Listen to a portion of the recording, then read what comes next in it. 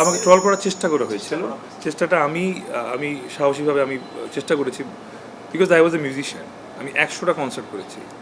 আমার মিউজিকের যদি এক্সপ্রেশন নিয়ে কেউ প্রশ্ন করে, তাকে আমি বলবো সে শুধু আসলে কমেন্ট করতে আসে, যার কমেন্ট আমার কাছে কোনো ম্যাটার করে না। সত্যি ম্যাটার করে না, একদমই ম্যাটার করে না।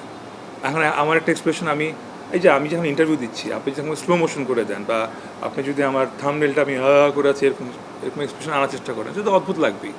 সো ওইটা যে বোঝার বুঝবে, যার শিক্ষা আছে, আলো আছে, সে বুঝবে। আর যে বোঝার না, যে ট্রল করে মজা হবে, সে বুঝবে। আর অ্যাকচুয়ালি সত্যি কথা বলতে কি, দেশের মধ্যে এত অস্থিরতা চলছে, মানুষ কেন জানি খুব বেশি নেগেটিভ হয়ে গেছে। মানে আমার একটা আফসোস, এটা আমি পাবলিকলি বললাম, যে আমরা বাক স্বাধীনতা চেয়েছি, যে আমরা আসলে মানে ওপেনলি যাতে সোশ্যাল মিডিয়াতে কথা বলতে পারি, এটা পাওয়ার পর আমরা ওপেনলি সবাই সোশ্যাল মিডিয়াতে গালি দেওয়া শুরু করেছি সব কিছু। দিস ইজ মাই আফসোস, আমি বললাম।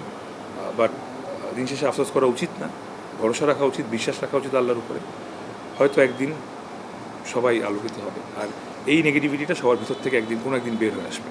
সবাই হেদায়েত করবে, সবাই সবাইকে ভালোবাসবে, সবাই সবাইকে হেল্প করবে।